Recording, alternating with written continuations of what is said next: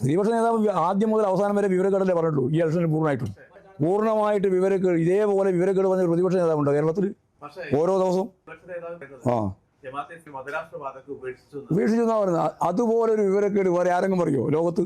അതല്ലേ ഞാൻ പറഞ്ഞത്. ജമാഅത്തെ ഇസ്ലാമി മതരാഷ്ട്രവാദം ഉപേക്ഷിച്ചു എന്ന് പറയുന്ന ഒരു പ്രതിപക്ഷ നേതാവിൻ്റെ നിലപാടിനെ പറ്റി വേറെ എന്താ പ്രസംഗിക്കേണ്ടത്, എന്താ പറയേണ്ടത്? വളരെയേറെ ആവേശകരമായ ഒരു പ്രവർത്തനമാണ് ഇടതുപക്ഷ ജനാധിപത്യ മുന്നണി ഉപതെരഞ്ഞെടുപ്പിൻ്റെ ഭാഗമായി കാഴ്ചവെച്ചിട്ടുള്ളത്.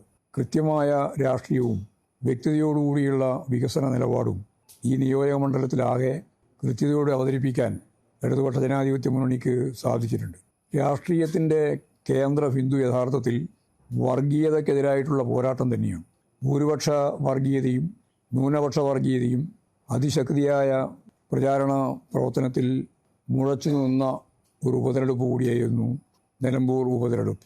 ഭൂരിപക്ഷ വർഗീയത സംഘപരിവാർ വിഭാഗങ്ങളാകെ ചേർന്നുകൊണ്ട് ഹിന്ദുത്വ അജണ്ടയുമായി ബന്ധപ്പെട്ട് നിയോജക മണ്ഡലത്തിൽ പ്രചാരണ പ്രവർത്തനത്തിന് ഇറങ്ങുകയുണ്ടായി. അതോടൊപ്പം തന്നെ ന്യൂനപക്ഷ വർഗീയതയുടെ ഏറ്റവും പ്രമുഖമായ വിഭാഗമായിട്ട് രാജ്യം ലോകം അംഗീകരിക്കുന്ന ജമാഅത്തെ ഇസ്ലാമി എന്ന സംഘടനയുമായി ലോകത്ത് ഒരു ജനാധിപത്യ പ്രസ്ഥാനവും ചേർന്ന് പ്രവർത്തിച്ച പാരമ്പര്യം ഇല്ല. ഇവിടെ വി ഡി സതീശൻ എന്ന പ്രതിപക്ഷ നേതാവ്, അതോടൊപ്പം ചേർന്ന് ലീഗും അതുപോലെ തന്നെ കോൺഗ്രസ്, UDF സഖ്യകക്ഷിയെപ്പോലെ ഞങ്ങൾ അസോസിയേറ്റ് ചെയ്ത് വർക്ക് ചെയ്ത് പോവുകയാണ് എന്ന് പരസ്യമായിട്ട് പറയുകയും ജമാഅത്തെ ഇസ്ലാമിക്ക് പഴയ കാലത്തുള്ളതുപോലെയുള്ള വർഗീയ നിലപാടുകളില്ല എന്ന് അവരെ വെള്ളപൂശി അവതരിപ്പിക്കുകയും ചെയ്ത വിചിത്രമായ ഒരു രാഷ്ട്രീയം കേരളത്തിൽ UDF അവതരിപ്പിക്കുകയുണ്ടായി. വരാൻ പോകുന്ന തദ്ദേശ സ്വയംഭരണ സ്ഥാപനങ്ങളിലേക്കുള്ള തെരഞ്ഞെടുപ്പിലും അതിനുശേഷം നടക്കാൻ പോകുന്ന അസംബ്ലി തെരഞ്ഞെടുപ്പിലുമൊക്കെ ഇവരുമായി ചേർന്ന് സീറ്റ് പങ്കുവെച്ച് ഒരു മുന്നണിയായിട്ട് മത്സരിച്ച് മുന്നോട്ടേക്ക് പോകാം എന്നാണ് അവരുണ്ടാക്കിയിട്ടുള്ള ധാരണ എന്ന വാർത്ത മാധ്യമങ്ങളിൽ നിറയുകയുണ്ടായി. ഇത് ദൂരവ്യാപകമായ ഫലമുളവാക്കുന്ന ഗൗരവതരമായ ഒരു പ്രശ്നമാണ്. കേരളത്തിൽ ജമാഅത്തെ ഇസ്ലാമി എന്ന് പറയുന്നത് വളരെ ചെറിയൊരു ന്യൂനപക്ഷമാണ്. പക്ഷേ ആ ചെറിയ ന്യൂനപക്ഷത്തിനേക്കാളും വളരെ ഗൗരവതരമായ അപകടകരമായ മുദ്രാവാക്യമാണ് അവർ ഉയർത്തുന്നത്. അത് ധ്രുവീകരണത്തിൻ്റെതാണ്.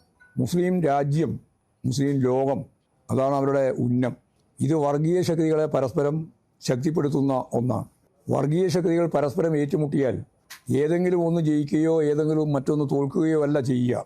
വർഗീയ ശക്തികൾ പരസ്പരം ഏറ്റുമുട്ടുന്നത് തന്നെ പരസ്പരം ശക്തിപ്പെടാനാണ്.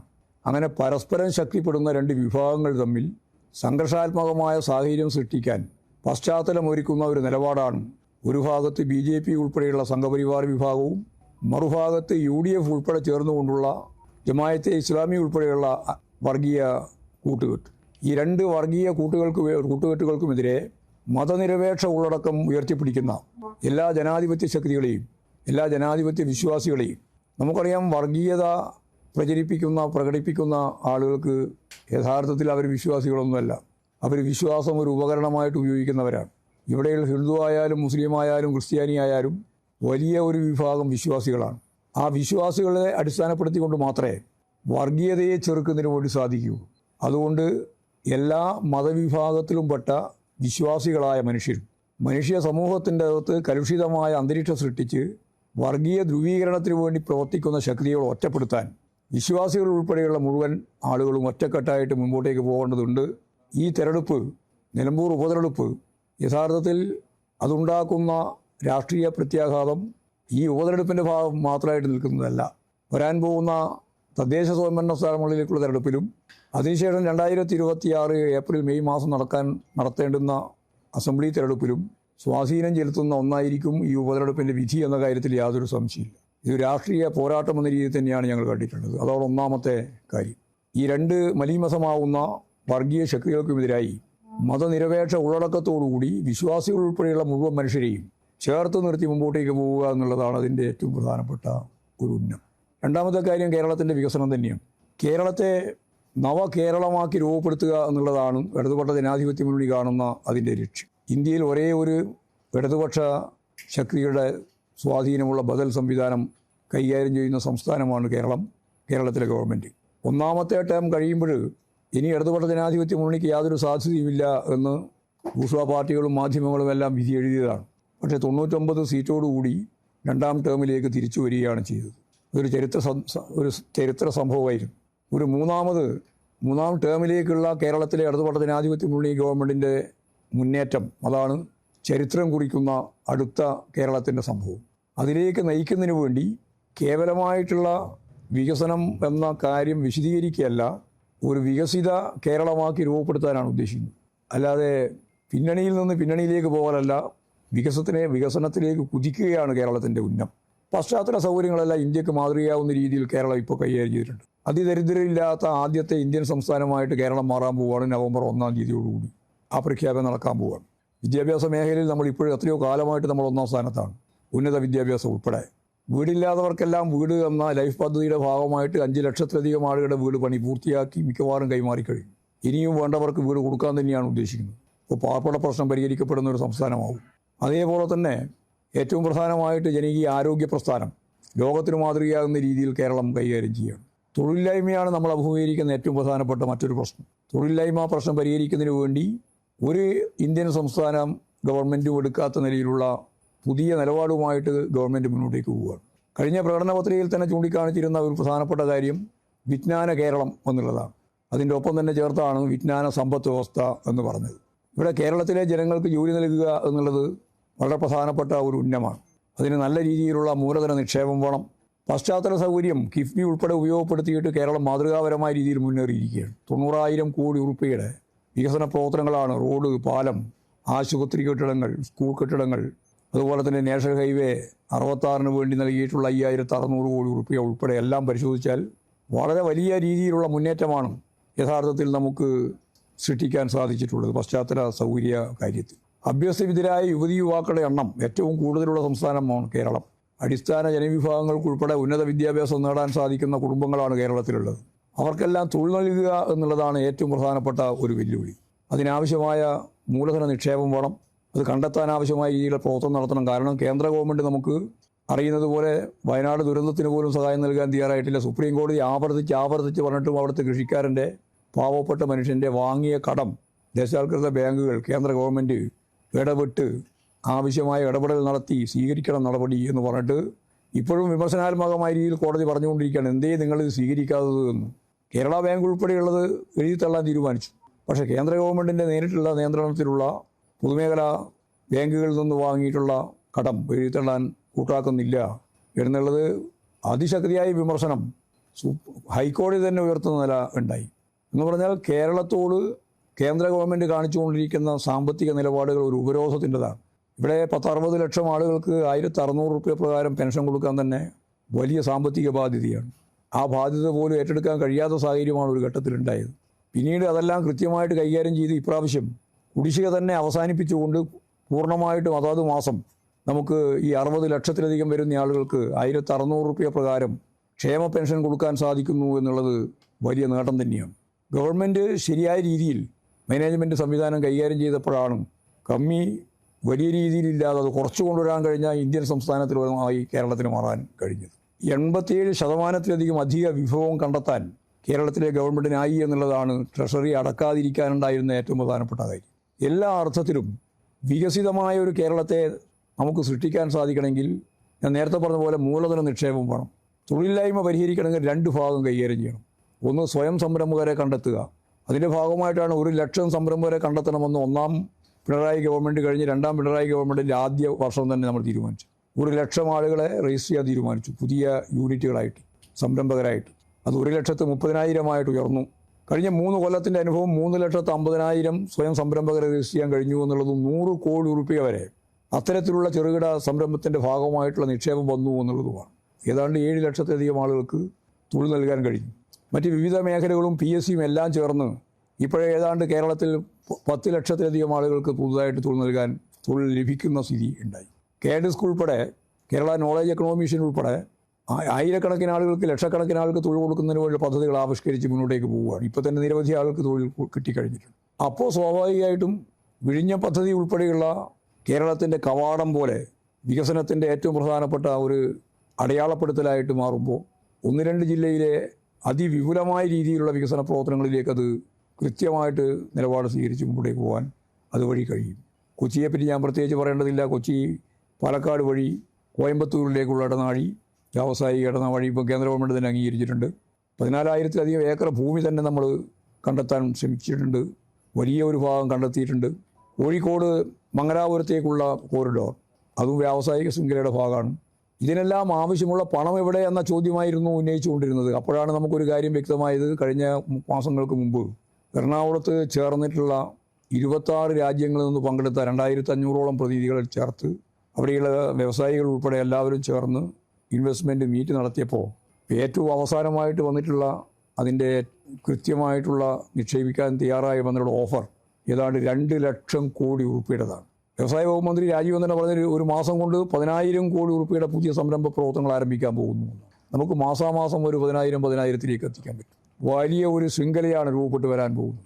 അപ്പോൾ തൊഴിലില്ലായ്മ പ്രശ്നം പരിഹരിക്കുന്നതിന് വേണ്ടിയുള്ള യുവതികളുടെ ഏറ്റവും പ്രധാനപ്പെട്ട പ്രശ്നം എന്ന രീതിയിൽ അതിന് നല്ല പരിഹാരം കാണുന്നതിന് വേണ്ടിയുള്ള ഫലപ്രദമായ ഇടപെടൽ നടത്താൻ ഈ ഗവൺമെൻറ്റിന് സാധിക്കുന്നുണ്ട്. ഇപ്പോൾ ഞാൻ പറഞ്ഞു വന്നത് ഓരോ മേഖലയിലും, അത് കാർഷിക മേഖലയിലും വ്യാവസായിക മേഖലയിലും തൊഴിൽ മേഖലയിലും എല്ലാ മേഖലയിലും ഒരു പുതിയ തരത്തിലേക്ക്, കാരണം ഇന്ത്യ ഗവൺമെൻറ്റിൻ്റെയും ലോക മുതലാളിത്തത്തിൻ്റെയും ഏറ്റവും പ്രധാനപ്പെട്ട പ്രതിസന്ധി സമ്പന്നർ കൂടുതൽ സമ്പന്നരാകുന്നു, ദരിദ്രർ കൂടുതൽ ദരിദ്രരാകുന്നു എന്നുള്ളതാണ്. ഇതിനാണ് മുതലാളിത്ത പ്രതിസന്ധി എന്ന് പറയുക.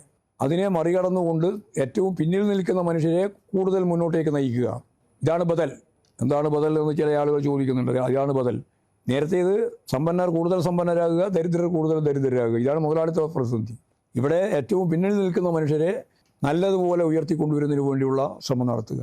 ആ തരത്തിൽ കേരളത്തിൽ ഇടതുപക്ഷ ജനാധിപത്യ മുന്നണി ഗവൺമെൻറ്, സഖാവ് പിണറായി തന്നെ, കേരളത്തിൻ്റെ മുഖ്യമന്ത്രി തന്നെ ചൂണ്ടിക്കാണിച്ചതുപോലെ വികസിത അർദ്ധ വികസിത രാജ്യങ്ങളിലെ എന്ന് പറഞ്ഞാൽ 400 കൊല്ലക്കാലം വികസനം നേടിയ രാജ്യത്തെപ്പറ്റിയാണ് പറയുന്നത്. നമ്മൾ 1957 മുതലാണ് യഥാർത്ഥത്തിൽ ഈ വികസനത്തിൻ്റെ പാതയിലേക്ക് വരുന്നത്. അത്ര ചെറിയ വർഷമായിട്ടുള്ളൂ. ഈ വികസനം നേടിയിട്ടുള്ള വികസിത അർദ്ധ വികസിത രാജ്യങ്ങളിലെ ജനങ്ങളുടെ ജീവിത നിലവാരത്തിലേക്ക് കേരളത്തിലെ ജനങ്ങളുടെ ജീവിത നിലവാരം ഉയർത്തിക്കൊണ്ടുവരിക എന്നുള്ളതാണ് ഇടതുപക്ഷ ജനാധിപത്യ മുന്നണി വികസനത്തിൻ്റെ നിലപാടായിട്ട് മുന്നോട്ടേക്ക് വെച്ചത്. അപ്പോൾ ഇവിടെ വികസനം ചർച്ച ചെയ്യുന്നില്ല എന്നുള്ളതാണ് ഒരു പാർട്ടി സംസ്ഥാന പ്രസിഡന്റ് ഇന്നലെ പ്രഖ്യാപിച്ചത്. ഇവിടെ വികസനം മാത്രമാണ് ചർച്ച ചെയ്തുകൊണ്ടിരിക്കുന്നത്. വളരെ പ്രധാനമായിട്ടും ചർച്ച ചെയ്യുന്ന രണ്ടാമത്തെ അജണ്ട വികസനം തന്നെയാണ്. വികസനം പറയാൻ UDFകാർക്ക് സാധിക്കുന്നില്ല എന്നുള്ളത് മാത്രമാണ്. കാരണം പറഞ്ഞാൽ പിന്നെ ഈ കാര്യങ്ങളെല്ലാം ജനങ്ങളുടെ മുമ്പിൽ അവതരിപ്പിക്കും എന്നുള്ളതുകൊണ്ട് വികസനം എന്ന് പറയുന്ന കാര്യം അവർ മിണ്ടുന്നില്ല. അപ്പോൾ നല്ല വികസന നിലപാടുകൾ സ്വീകരിച്ചുകൊണ്ട് തന്നെ കേരളത്തെ പുതിയ കേരളമാക്കി മാറ്റാൻ ഇടതുപക്ഷ ജനാധിപത്യ മുന്നണി പ്രതിജ്ഞാബദ്ധമാണ്. ആ നിലപാടാണ് സ്വീകരിച്ച് മുമ്പോട്ടേക്ക് പോകുന്നത്. ഈ 2 പ്രധാനപ്പെട്ട രാഷ്ട്രീയ വികസന നിലപാടിൻ്റെ മുമ്പിൽ നിന്നാണ് ഇടതുപക്ഷ ജനാധിപത്യ മുന്നണി രാഷ്ട്രീയമായിട്ട് തന്നെ വോട്ട് ചോദിച്ചിട്ടുള്ളത്. നല്ല പ്രതികരണമാണ് ജനങ്ങളിൽ നിന്ന് ഉണ്ടായിട്ടുള്ളത്. ഇന്നത്തെ 2 റാലി കൂടി വൈകുന്നേരം തീരുന്നതോടുകൂടി എല്ലാ പഞ്ചായത്തിലും റാലി പൂർത്തിയാവും. കൺവെൻഷൻ്റെ ഭാഗമായിട്ട് നേരത്തെ തന്നെ ഇവിടെ പരിപാടി നടന്നു കഴിഞ്ഞിട്ടുള്ളതാണ്.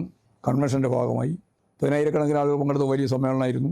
ഇനി അഖിലേന്ത്യാ ജനറൽ സെക്രട്ടറി സഖാവ് MA ബേബി കൂടി പങ്കെടുത്തുകൊണ്ട് 16-ാം തീയതി നടക്കുന്ന ഒരു പരിപാടിയുണ്ട്.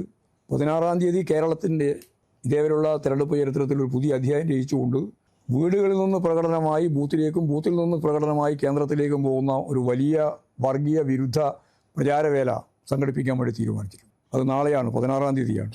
വലിയൊരു മുന്നേറ്റമായിരിക്കും. ആയിരക്കണക്കിന് ആളുകൾ പങ്കെടുക്കുന്ന 46 കേന്ദ്രത്തിലെ വിവിധ പരിപാടികളോടുകൂടി കുട്ടികളും മുതിർന്നവരും പ്രായമുള്ളവരും എല്ലാം ചേർന്നുകൊണ്ടുള്ളൊരു വലിയ പരിപാടി നാളെ സംഘടിപ്പിക്കുന്നുണ്ട്. ഇവിടെ ജമാഅത്തെ ഇസ്ലാമിയുടെ നിലപാടിനോട് അഖിലേന്ത്യാ കോൺഗ്രസിൻ്റെ നേതൃത്വത്തിൻ്റെ നിലപാട് എന്താണ് എന്ന് ചോദിച്ചിട്ട് ഇതേവരെ മറുപടി പറഞ്ഞില്ല.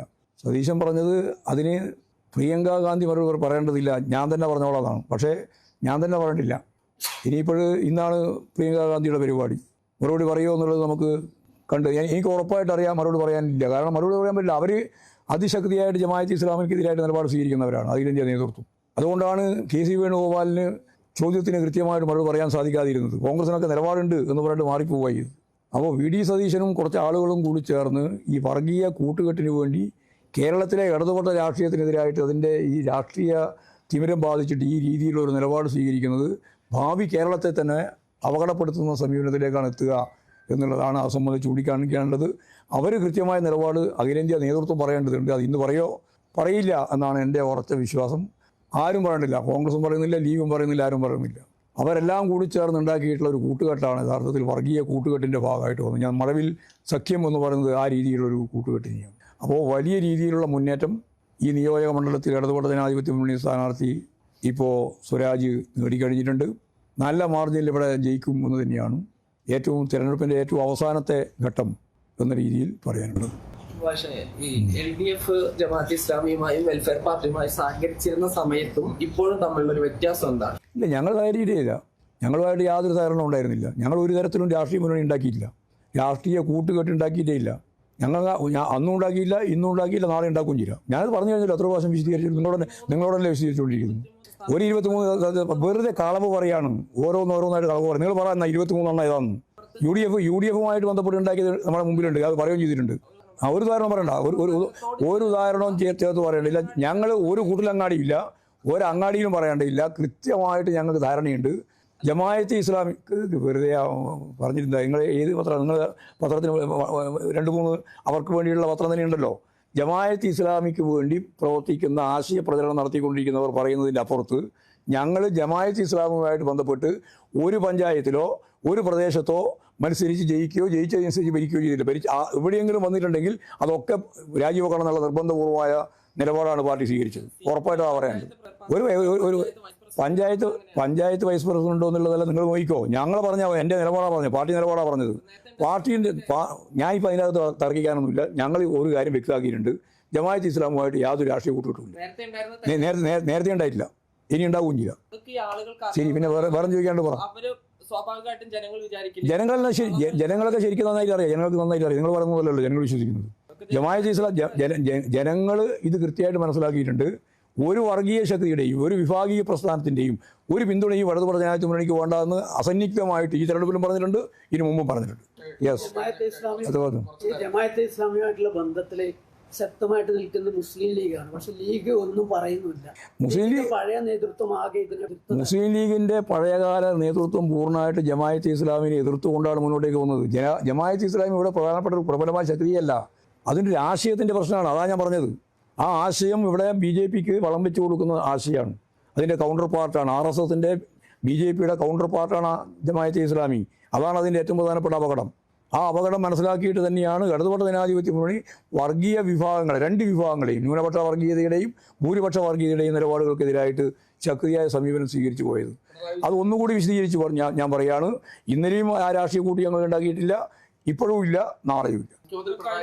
പിണറായി അത് പ്രത്യേകമായിട്ട് വിശദീകരിച്ചു. ഈ നിലമ്പൂരിൽ വന്നിട്ട് വർഗീയത പറയുന്നതാണ് അല്പസമയം മുമ്പ് പ്രതിപക്ഷ നേതാവ് രമേശ് ചെന്നിത്തലയൊക്കെ പറയുന്നത്. ഇത് പറഞ്ഞാൽ വർഗീയതക്കെതിരായിട്ടുള്ള കാര്യം പറഞ്ഞാൽ എങ്ങനെയാണ് വർഗീയതയാകുക?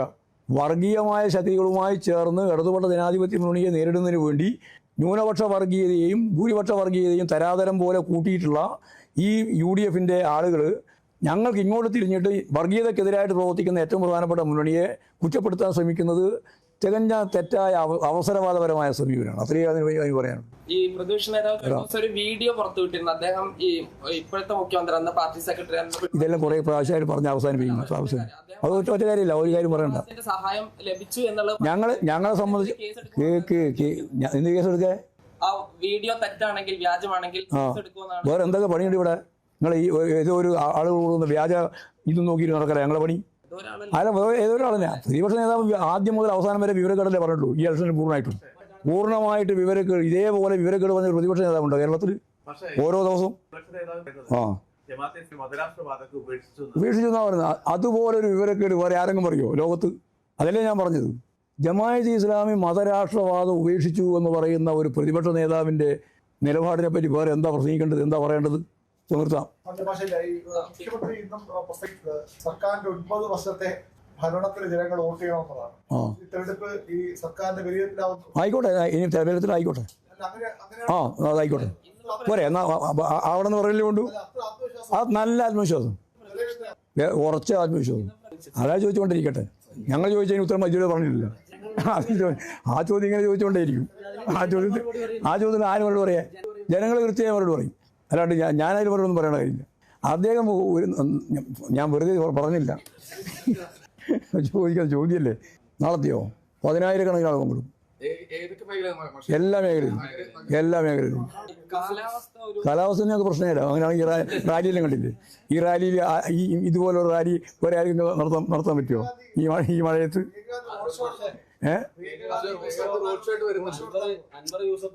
വന്നോട്ട് എല്ലാവരും വന്നോട്ട്. ജനാധിപത്യ സമൂഹമല്ലേ, അവരുടേതായ നിലപാട് സ്വീകരിക്കും, ഞങ്ങളുടേതായ നിലപാട് സ്വീകരിക്കും. ആരോഗ്യപരമായ മത്സരത്തിൽ ഞങ്ങളെതിരില്ല. പിന്നെ നമ്മുടെ യൂത്ത് കോൺഗ്രസ് നേതാവ് പറയുന്ന പോലെ ഉദ്യോഗസ്ഥന്മാരെ ഭയപ്പെടുത്താനൊന്നും നമ്മൾ പോയിട്ടില്ലല്ലോ. അതൊന്നും ആരോടും കാര്യമായിട്ട് എന്തിനാ ഉന്നയിക്കുന്നത്? ഇതെല്ലാം കാട്ടിക്കൂട്ടുന്ന ഓരോ പേക്രാന്തങ്ങളാണ്. എന്ത് പറയാനാ, കാട്ടിക്കൂട്ടുന്ന പേക്രാന്തങ്ങളാണ് കേട്ടോ. അതൊന്നും രാഷ്ട്രീയമല്ല. ശരി, എനിക്ക് റാലിക്ക് പോകണം.